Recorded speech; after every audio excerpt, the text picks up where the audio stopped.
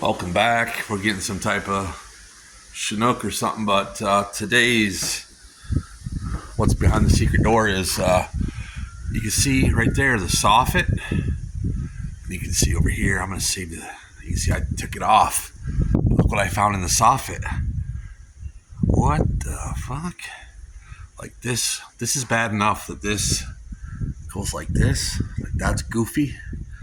But this wire went out here and up, and then goes up into the attic.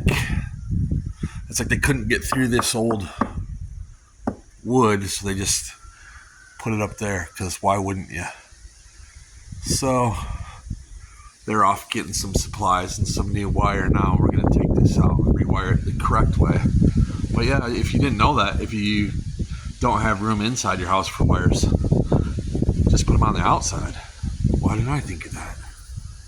Genius.